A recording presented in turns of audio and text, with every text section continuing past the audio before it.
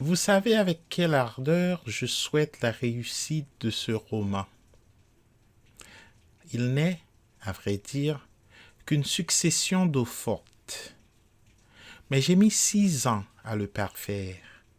J'ai mis 6 ans à y traduire ce que j'avais, là-bas, entendu, à y décrire ce que j'avais vu.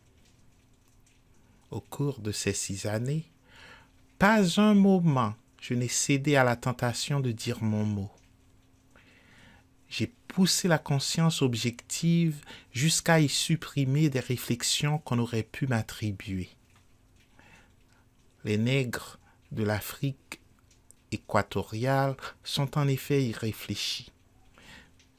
Dépourvus d'esprit critique, ils n'ont jamais eu et n'auront jamais aucune espèce d'intelligence. Du moins, on le prétend. À tort, sans doute. Car si l'inintelligence caractérisait le nègre, il n'y aurait que fort peu d'Européens. Ce roman est donc tout objectif. Il ne tâche même pas à expliquer. Il constate. Il ne s'indigne pas. Il enregistre. Il ne pouvait en être autrement. Par les soirs de lune, allongé en ma chaise longue de ma véranda, j'écoutais les conversations de ces pauvres gens. Leurs plaisanteries prouvaient leur résignation. Ils souffraient et riaient de souffrir.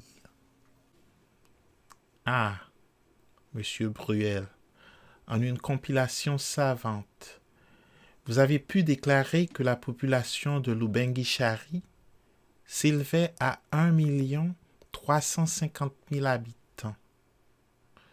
Mais que n'avez-vous dit, plutôt, que dans tel petit village de l'Ouham, en 1918, on ne comptait plus que 1080 individus sur les 10 000 qu'on avait recensés 7 ans auparavant.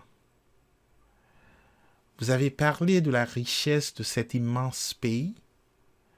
Que n'avez-vous dit que la famine y était maîtresse?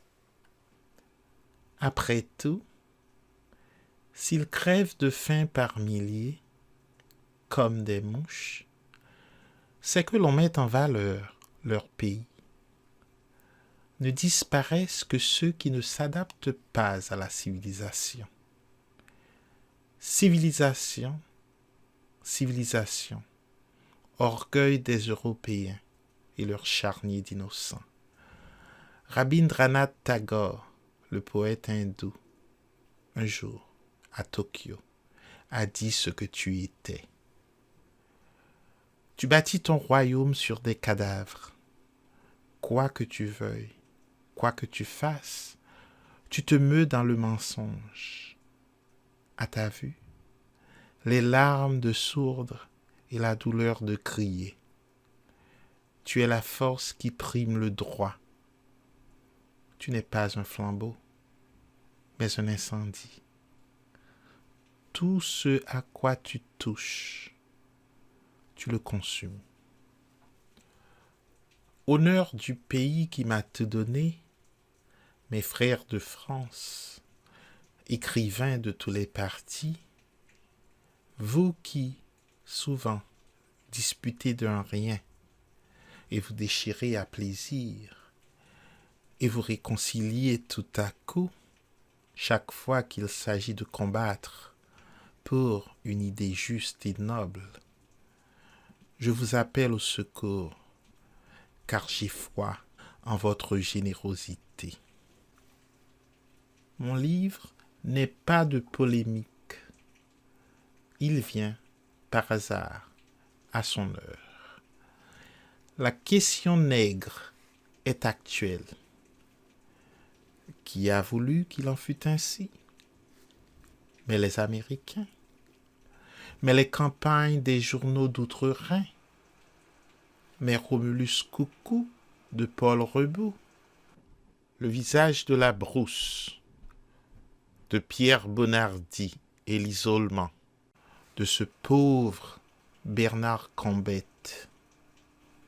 Et n'est-ce pas vous, Ève, petite curieuse, qui, au début de cette année, alors que vous étiez encore quotidienne, avez enquêté afin de savoir si une blanche pouvait épouser un nègre. Depuis, Jean Finot a publié, dans la revue, des articles sur l'emploi des troupes noires. Depuis, le docteur Huyot leur a consacré une étude au Mercure de France. Depuis, M. Maurice Bourgeois a dit, dans les lettres, leur martyr aux États-Unis. Enfin, au cours d'une interpellation à la Chambre, le ministre de la Guerre, M. André Lefebvre, ne craignit pas de déclarer que certains fonctionnaires français avaient cru pouvoir se conduire en Alsace-Lorraine reconquise comme s'ils étaient au Congo français. De telles paroles, prononcées en tel lieu, sont significatives. Elles prouvent à la fois que l'on sait ce qui se passe en ces terres lointaines et que, jusqu'ici, on n'a pas essayé de remédier aux abus, aux malversations et aux atrocités qui y abondent. Aussi, les meilleurs colonisateurs ont-ils été non les coloniaux de profession, mais les troupiers européens dans la tranchée. C'est M. Blaise Diagne qui l'affirme. Mes frères en esprit, écrivains de France, cela n'est que trop vrai. C'est pourquoi, d'ores et déjà, il vous appartient de signifier que vous ne voulez plus, sous aucun prétexte, que vos compatriotes établis là-bas déconsidèrent la nation dont vous êtes les mainteneurs. Que votre voix s'élève. Il faut que vous aidiez ceux qui disent les choses telles qu'elles sont, non pas telles qu'on voudrait qu'elles fussent. Et plus tard, lorsqu'on aura nettoyé les subures coloniales, je vous peindrai quelques-uns de ces types que j'ai déjà croqués, mais que je conserve, un temps encore, en mes cahiers. Je vous dirai qu'en certaines régions, de malheureux nègres ont été obligés de vendre leurs femmes à un prix variant de 25 à 75 francs pièce pour payer leur impôt de capitation. Je vous dirai. Mais, alors, je parlerai en mon nom, et non pas au nom d'un autre. Ce seront mes idées que j'exposerai, et non pas celles d'un autre. Et, d'avance, des Européens que je viserai, je les sais si lâches, que je suis sûr que pas un n'osera me donner le plus léger démenti. Car la large vie coloniale, si l'on pouvait savoir de quelle bassesse elle est faite, on en parlerait moins, on n'en parlerait plus. Elle avilit peu à peu. Rares sont, même parmi les fonctionnaires, les coloniaux qui cultivent leur esprit. Ils n'ont pas la force de résister à l'ambiance. On s'habitue à l'alcool. Avant la guerre, nombreux étaient les Européens capables d'assécher à eux seuls plus de 15 litres de Pernod en l'espace de 30 jours. Depuis, hélas, j'en ai connu un qui a battu tous les records. 80 bouteilles de whisky de traite. Voilà ce qu'il a pu boire en un mois.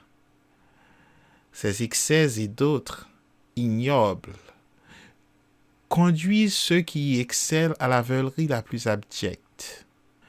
Cette abjection ne peut qu'inquiéter de la part de ceux qui ont charge de représenter la France. Ce sont eux qui assument la responsabilité des maux dont souffrent, à l'heure actuelle, certaines parties du pays des Noirs.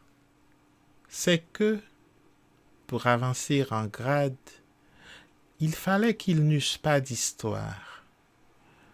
Hantés de cette idée, ils ont abdiqué toute fierté. Ils ont hésité, temporisé, menti et délayé leurs mensonges. Ils n'ont pas voulu savoir. Ils n'ont rien voulu entendre. Ils n'ont pas eu le courage de parler. Et à leur anémie intellectuelle, l'asthénie morale s'ajoutant, sans un remords, ils ont trompé leur pays. C'est à redresser tout ce que l'administration désigne sous l'euphémisme d'errement que je vous convie. La lutte sera serrée.